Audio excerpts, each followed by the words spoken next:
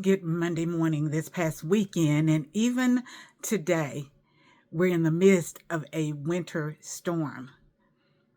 The forecasters have talked about preparing ourselves. How do we prepare for the storm? What equipment will we use to weather the storm? And I thought about our spiritual storms. What equipment do we use? We can't run to the grocery store and pick it up and throw it in the cart and wait in line. Our spiritual tools to weather the storm come from above. And we don't have to wait in line. You don't even have to use money. It starts with Galatians 5, verse 22. In order to weather the storm, to have the patience, because the power is going to go out. Sometimes our spiritual power seeps out. There's a crack. We get irritable, short-tempered. We start thinking about ourselves and not others. Galatians 5:22 says, but the fruit of the Spirit, not fruits, plural, the fruit of the Spirit, the fruit of the Holy Spirit, how He gives us that power to go on to do these things is love, joy, peace, long-suffering, gentleness, goodness, faith, meekness, temperance. Against such there is no law. And when you have that love, joy, peace, patience, self-control, gentleness, kindness, meekness, beginning with love. The second part of our dressing for the storm is in Ephesians 6, verse 10 and 11. Paul says, listen, finally, my brethren, you need to be strong in the Lord and in the power of His might, not your strength, Sharon. He said, be strong in the Lord. So you need to put on the whole armor of God that you may be able to stand against the wiles of the devil.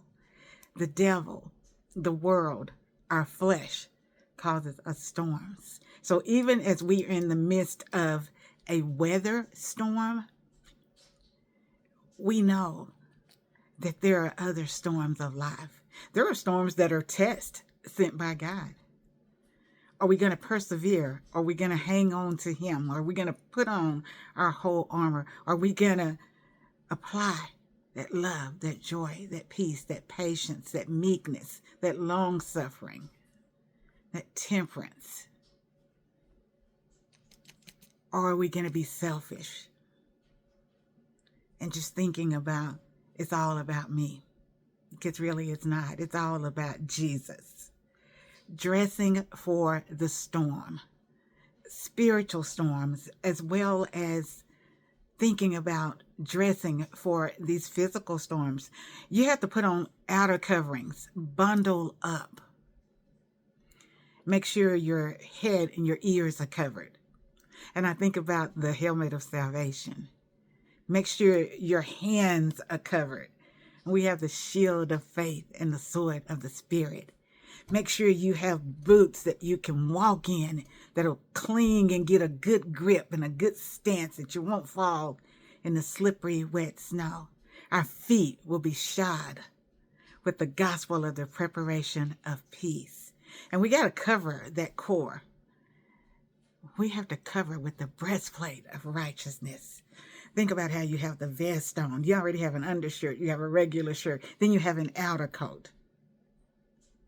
And sometimes if it's not in all weather, we may even have a waterproof jacket on top of that. But we're covered. And we got the belt of truth that's wrapping that all together. When you get all snug in those outer pieces and inner pieces, and you wrap it with a belt. For the spiritual armor, we're wrapping it with the belt of truth. I love you. The Lord loves us. He so wants us to love one another. And God willing, I'll see you the next day. Stay safe, warm, and be thankful. The Lord loves us. He so wants us to love one another. God willing, I'll see you the next day. Be dressed for the storm. Bye.